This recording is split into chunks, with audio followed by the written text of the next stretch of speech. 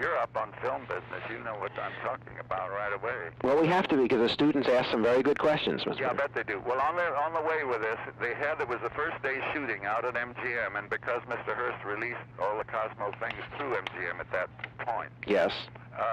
They were all the executives, the head of the camera department, Cedric Gibbons, the head designer, and all the different people there. John Arnold was the head cinematographer. And they were all lined up, and along with Mr. Louis B. Mayer and Mr. Hearst, to see the first day shooting of a Marion Davies picture. And I happened to be Oswald driving the thing. So Al Green said to me, well, you're at 42nd and Madison Avenue. And I said, I don't know where that is. And he said, you mean you've never been to New York? I said, I've never been out of California. Well, right away, they all laughed. You know, everybody laughed and everything. And I took it. I just said, well, that's the way it is. Yes. So, and I didn't, just so long as I did my part well, I didn't care how much of a hick they proved me. Yes. So I drove along, and he said, then when you get there, hello? Yes. He said, when you get to somewhere in New York, you know, that of course I didn't know anything about, he said, there's a hot dog stand there, and she'll say, Oswald, buy me a hot dog.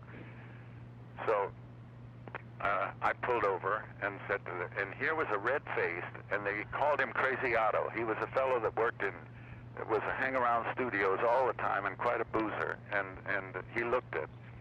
And so they would give him little bits like that. So he was the fellow selling the hot dogs. So he said, or I said, 2 hot dogs. And Marion Davies was sitting in the Ford truck plumbing truck out on the side. And he looked at me and said with the loudest voice, spitting between his false teeth and everything, with mustard. And, you know, I backed away because, first of all, I couldn't believe what he was yelling like that, you know, and everything. So they said, cut, and Al Green came over. Now, this was all done for the people that were watching the first day's shooting. This was the, you know, kind of gags they did in the studios in those days. Yes. So Al Green came over and he said, look, kid, you're a big physical type, and he said, you could be a romantic leading man, but he said, you backed away from that guy and I said, well, does he have to yell like that? I said, he yelled, but besides, he spits between his teeth, and if that hits you in the eye, even if you're a Jack Dempsey, you'll back away. So they had a great time with me, see? And I go back, finally I did the thing and steeled myself, and Al Green went back, when we went back and to start over for another take, he went to Crazy Otto and he said, look, this boy, this is his big chance. He's stone deaf. You got to yell louder.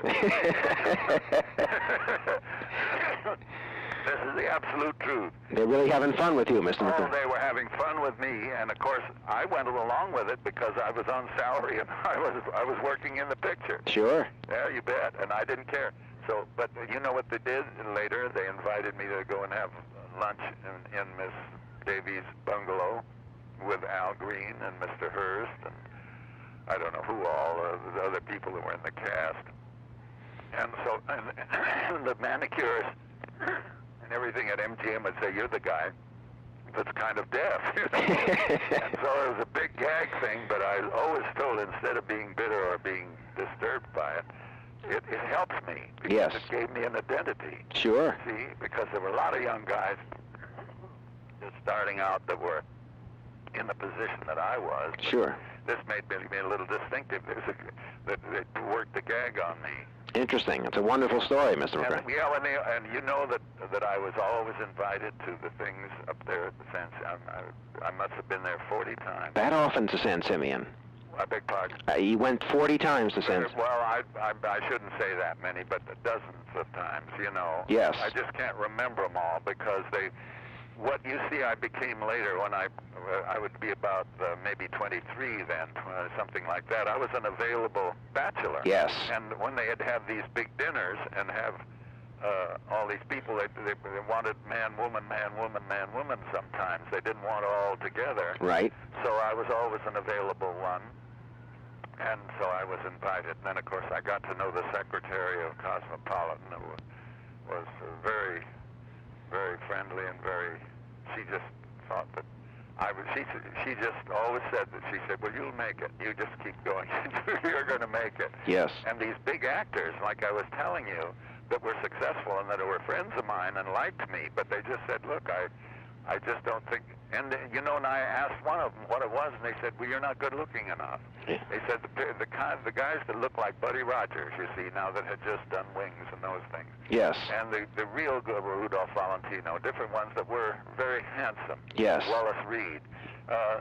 They were handsome. I wasn't that handsome. I had a good physique, and I was a decent-looking guy. Yes, very much so. But not you never buy me on my good looks, and so they were very frank. They just didn't want to see me disappointed. I don't think they were trying to.